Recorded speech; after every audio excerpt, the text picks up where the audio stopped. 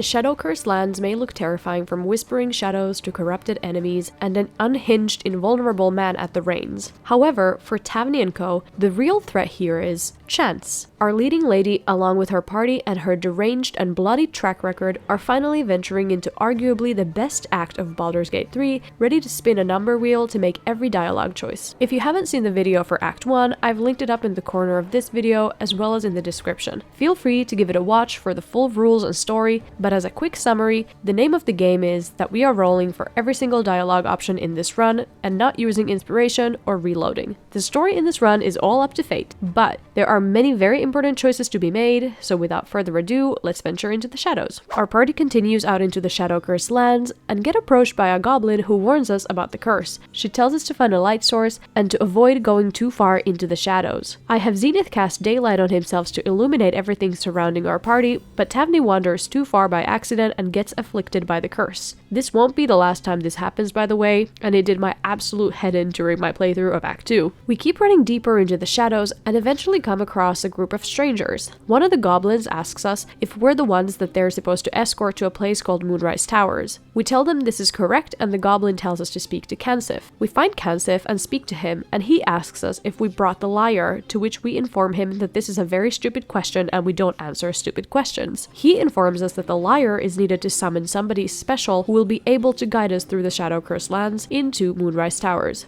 We inform him that we are in possession of said liar, and he is relieved. He asks us to pluck a tune to summon our very own personal Shadow Curse Lands tour guide, a suggestion so heinous, Tavni has no choice but to attack the group. It seems Tavni has one consistent personality trait, and that is being a bloodthirsty bellend. So we end up getting into combat with these guys, with Tavni sniping 2 enemies in one turn, Curse smiting another on his turn, and Tavni dealing the killing blows to the final 2 enemies as well. After this, I decide to hold off on playing the liar and journey further into the Shadow Curse. We end up at Longstrider Inn, a safe haven seemingly protected from the curse. We're approached by Jaheira, who stops us in our tracks by casting an entanglement spell on us. However, Mol, one of the tiefling kids, runs out and tells Jaheira that she can trust us since we saved everyone at the grove. Jaheira is convinced by Mol's words and drops the spell. Tavni is now free. The game presents us with 4 dialogue options here, and I'll give you a couple of seconds to guess which one we roll for.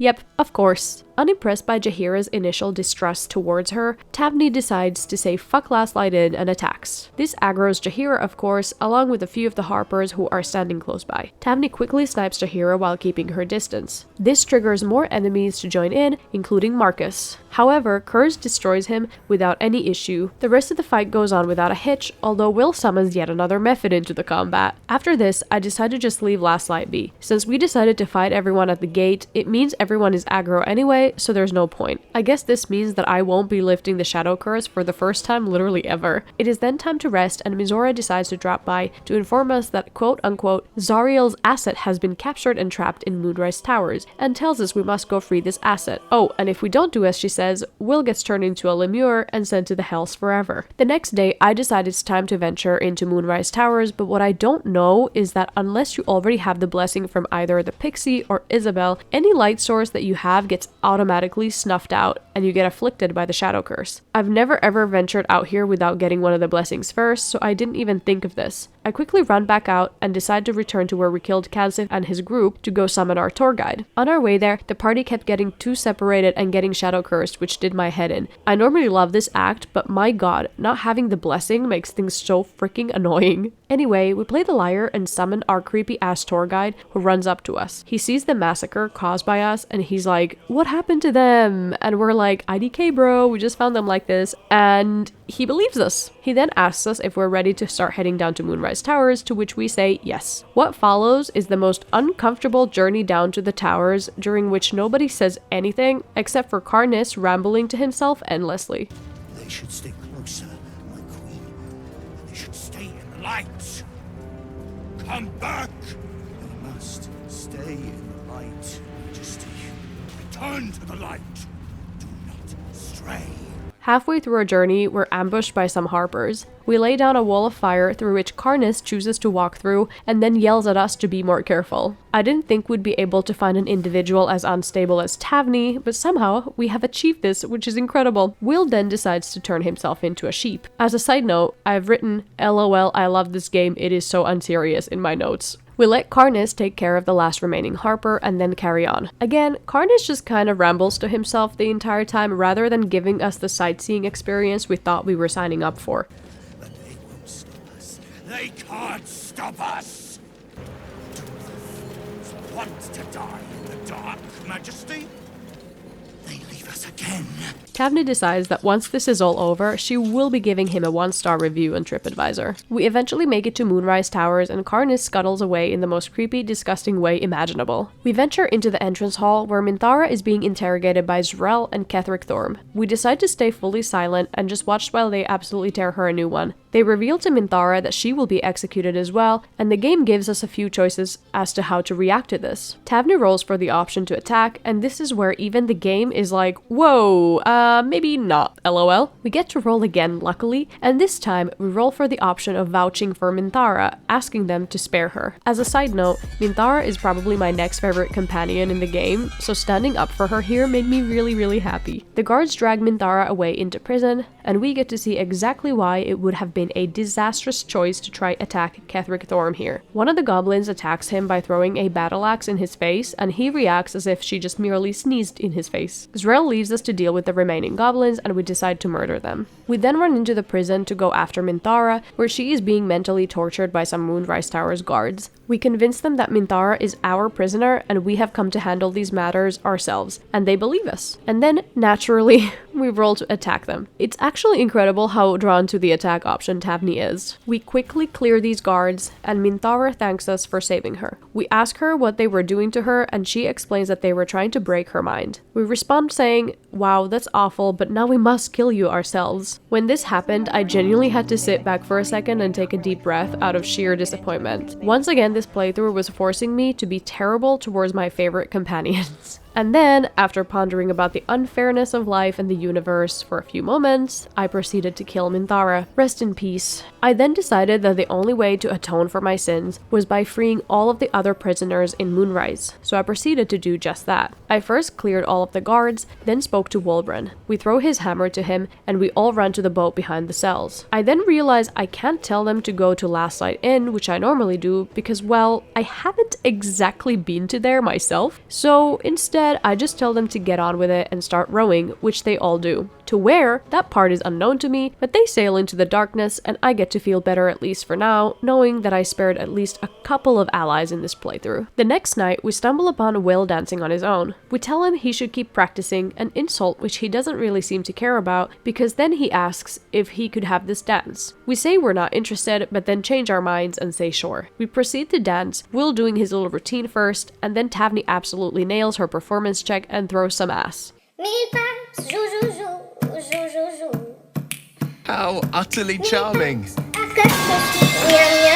Will suggests we should dance a more intimate dance, which we do, and then we inform him that this has all gone too far and that we are gonna go now. Will looks so sad when he walks away, and I feel like I've just beaten a puppy. Great. The next day we venture on to speak to Zrel, who informs us that she has a quest for us, courtesy of Ketheric Thorm himself. We must go find Balthazar on his behalf. We take on the quest, and she gives us a key to Balthazar's room, where we find a moon lantern. This moon lantern will come in very handy, as it allows us to traverse through the Shadow Curse without issue, as long as our party doesn't get too separated. We then wander into the Waning Moon, a decrepit pub next to Moonrise Towers. The pub is home to Thisbald Thorm, one of the Act 2 bosses you can also famously talk into destroying himself. We walk up to the counter, ready to roll for all the best dialogue options, and roll to attack. I seriously cannot make this up. So we end up having to do this boss fight. I'll be honest with you right now, I still don't fully understand how this fight works. A lot of the time, Thisbald is numb to most damage until he throws up or something, and the numbness goes goes away for a turn. Bro, I don't know. All I know is this fight is really a pain in the ass, and it goes awful with Zenith getting downed first, and the rest of the party being at half health. We keep our distance, hit him with whatever spells we can, and hope for the best. A Shadow Curse Zenith even enters the chat for a moment, which doesn't really complicate things that much, but it isn't very helpful either. Eventually, Curse gets Thizabal down to 10 HP, but he sets his sight on Tavni and Will, throwing up on them and downing them. Honestly, I'd probably immediately pass out if a monster like this regurgitated on me, so I get it. But Curse was now my last hope, and I really needed him to land this final blow. He missed his first attack, but luckily landed the second and killed Thizabal Thorm. The next day, we decided to head on to take care of Garengoth Thorm, another boss across the street from the Waning Moon. Unlike many other times, I actually remember to send all my gold to camp before entering combat here, which is great. 10 points for me. We speak to Garengoth to see if we might choose the right dialogue options to make her cease to exist without going into combat. She begs for money and we toss her a coin, and she asks for more, to which we say enough is enough and roll to attack. Tavni quickly clears 2 of the Visages first turn, Curse follows and destroys another one on his turn, Tavni snipes at more Visages from the roof, and Garengoth doesn't do much apart from summoning some halberds and explosive coins, none of these ever posing any real threat to us. Finally, Tavni snipes her from the roof, and yet another Thorm boss has been defeated. We then head on out to the House of Healing, where the final Thorm boss awaits. He's in the middle of torturing this poor guy when we walk into the theater, and then asks to cure us from our suffering. We tell him that him and his quote-unquote sisters will just make us sicker, and then fail to convince him that they should practice surgery on him instead. They then set their sights on us, and a fight ensues. What I hadn't realized yet though was that during the cutscene, Tavni strayed a bit too far from Will, causing him to get shadow cursed. I genuinely could not wait to get out of here because this shadow curse nonsense was getting on my last damn nerve. But even with Will out of the game, this fight went fine. We get Malice down to 21 HP, but Curse misses 2 attacks, which is less than ideal. However, a guiding bolt next turn served up by Zenith seals the deal and Malice is defeated. Then, all that is left is a couple of his minions who we clear out with no problem. Afterwards, we speak to the innocent man being tortured, and fortunately, Tavni finds the kindness in her heart to free him and he runs away.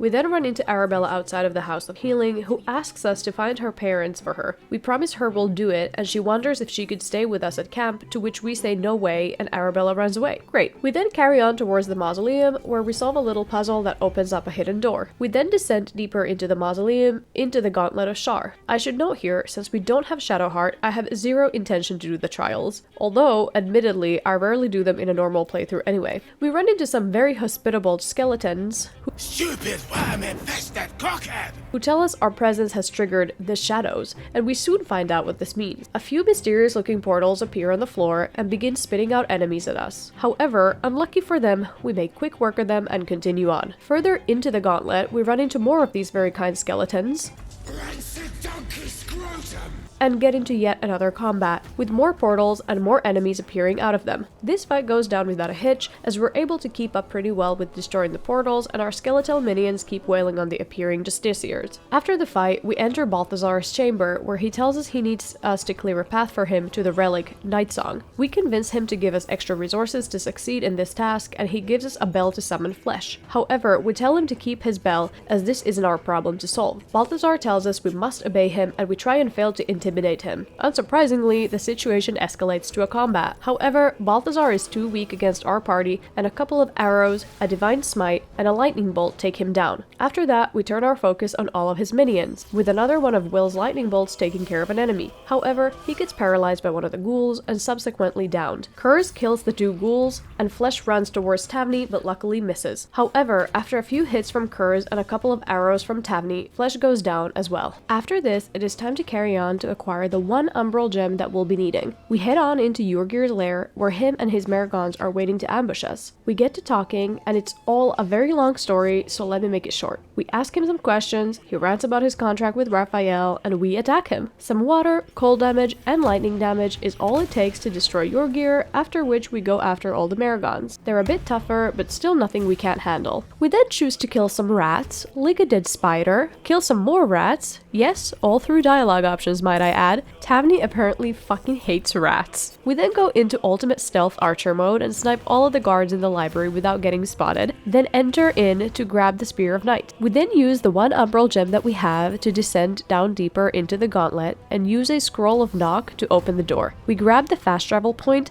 but don't continue on just yet. Instead, I go grab some XP by killing the Kuatoas and the animated armor in the morgue. We also take care of the ravens on our way to He Who Was. He explains to us the dead woman on the floor, Madeline, betrayed her friends by ratting them out to dark justiciars, and he seeks to avenge her victims. He tells us to go find her ledger and bring it to him, but fortunately for him, we already have it. We give the ledger to him and he performs a ritual where he uses his body to be a conduit for Madeline, who explains everything from her perspective. Madeline seems really regretful, and we tell her that despite her regrets, she's a complete monster for what she did. He Who Was is happy with our efforts and we complete the quest. We then destroy the measles and the shadow mastiffs for some final XP, and then conclude that we've done everything that we can here. I feel a bit sad over not lifting the shadow curse, but what's done is done. I took Tavni's initial attack on last night as a sign that she was distrustful of the place, so I feel like pursuing the quest would have required a level of metagaming I think personally would have ruined the fun for me a bit. Anyhow, we descend into the pool of water in Shar's gauntlet and get spat out on the other side in the Shadowfell. We hop on down to the center to find the Night Song, who is the source of Ketheric's invulnerability. I was absolutely dreading this choice here because I've never had the heart to kill her here,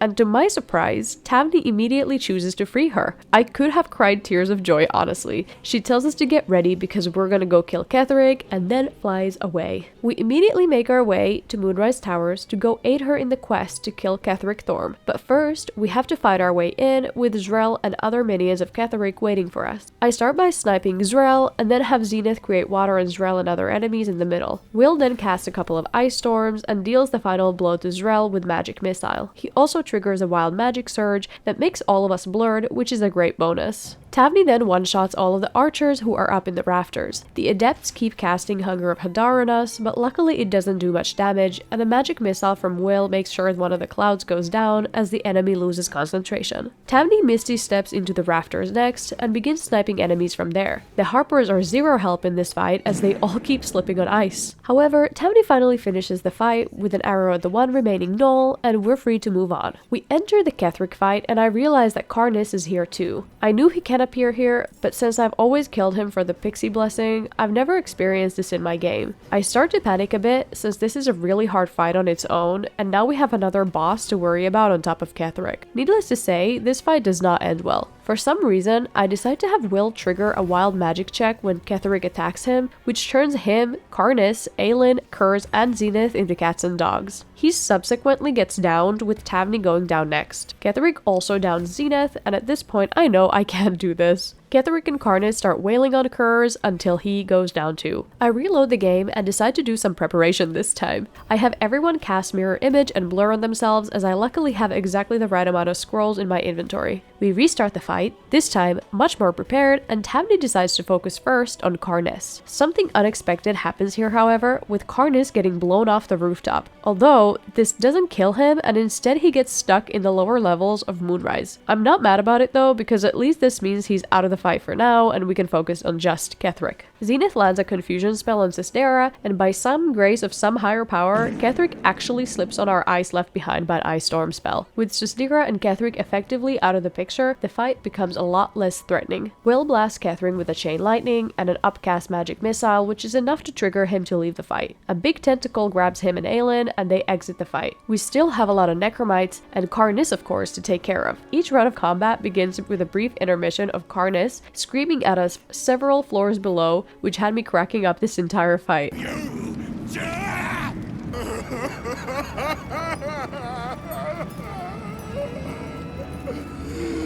This guy has some serious issues. Tavni deals the final blow against Astera with a ranged attack, and Will blasts a Necromite with a Ray of Frost, which triggers us all to turn into cats again. Not ideal, but oh well. We destroy some of the last Necromites and move our focus onto Karnis. Then I realize that he is stuck and can't route his way back up to us. I have no idea what to do, so I begin to move the party back down through the door, which seems to fix his AI at least to the extent that he routes himself back to the door, but not through it. Realizing this, I send the party members through the door, which kind of, but not really resets the fight. We start absolutely wailing on Karnes, eventually successfully smiting his ass. The hole yawns back at you, impossibly wide. We then jump down into the gaping hole and find ourselves in some creepy, membraney mind flayer colony below Moonrise Towers. We find Mizora in one of the pods, revealing that the asset of Zariel we had to rescue is indeed her. Now, in case you don't know, if you mess up here, Will becomes a lemure and gets sent to hell. I was so scared of getting this outcome here that I strip Will naked of all of his stuff, as in the event he was to get sent to the hells, I'd like to keep all of his things.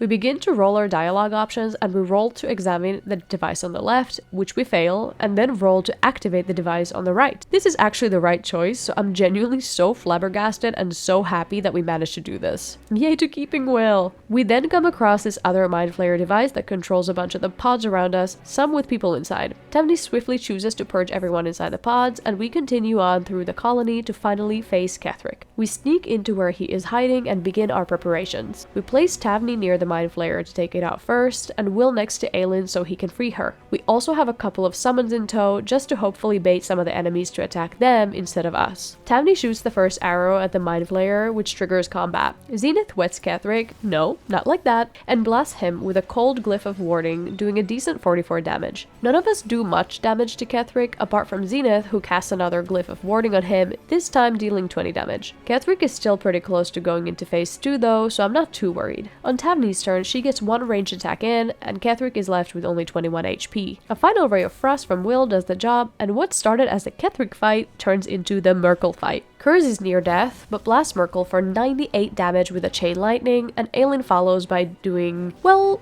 nothing.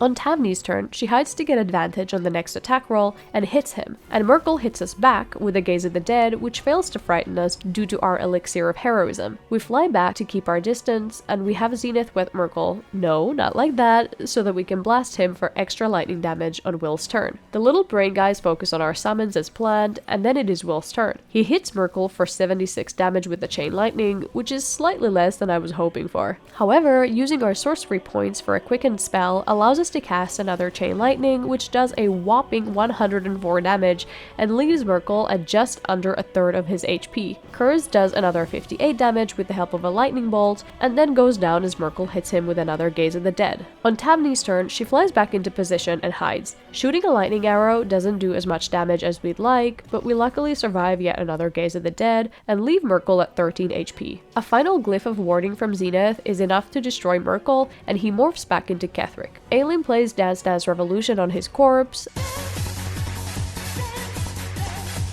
and after she's made a new high score, we're free to retrieve Ketheric's Netherstone from his person. All this leads to Barbie coming down to deliver a bunch of exposition about the Netherstones and magic to us, which we totally listened to, before leaving the dungeon through the portal. In the hall, we reunite Elin and Isabel, which is the one good thing to come out of this playthrough. However, we sadly tell them we don't want them to come to our camp, and we part ways. I've never done that before, so I don't know if we can actually find them in the city later, but I definitely hope so. Then, upon leaving, some of the gnomes aggro me, and at first I was so confused as to why, but I think it's because they would have been at Last Light Inn and everyone who was there must have become permanently aggro against us. So we have no choice but to kill them, including Wulbren Bongle, which is just an added bonus to be honest. Bye bye stupid Wulbren. Then Barbie telepathically tells us that we must find allies once we get to Baldur's Gate, and we tell her we don't need allies. She tells us we really do need them, and I guess we'll see what happens once we get there. I anticipate Tavni will not be amassing a bunch of them based on her previous track record. Before leaving Act 2, we also fought these Githyanki, but my dumbass forgot to restart the recording, so here's the proof that we absolutely destroyed these Githyankis. And then it is time to progress onward, and unfortunately leave Halsin behind in the Shadow-Cursed lands. We're just outside of Baldur's Gate now, and trying to fall asleep. Before drifting off, we dream about dominating the world, before our slumber gets interrupted by some very rude Githyanki barging into our campsite. We We misty step into the portal that has opened and hear Barbie's voice yelling at us to come help her. We do just that and see a mind flayer fighting some Githyanki. The mind flayer is called the Emperor, and it tells us that it is our ally that has been protecting us this whole time. We're distrustful of Barbie now, since she lied to us like this, and try and fail to read its thoughts. The Emperor, tells us to stop being stupid and join it in the fight against the Githyanki, to which we say no. This leads to a fight against the Githyanki and the Emperor, but we focus our attacks on the Githyanki first. Curse throws some of them into the abyss, and smacks the last one out of this plane of existence, and the Emperor thanks us for the help. We ask the Emperor to tell us everything, which he does. He's pretty shit at telling stories, as this one goes on and on, but then he offers us an opportunity to evolve further. We say we'd like that, but when he asks us to hold out our hand, we start to second guess ourselves. However, the Emperor tells us we cannot fight the urge to evolve and gives us the tadpole. We open our mind to it and begin evolving. This astral tadpole unlocks some really sick powers, but what I love the most is the ability to fly at will at all times. Anyway, having found out the truth about Barbie and having evolved some OP tadpole powers, we are free to rest and finally enter Baldur's Gate. This brings us to the end of Act 2 of this challenge. In the end, this was less brutal than I thought it would be.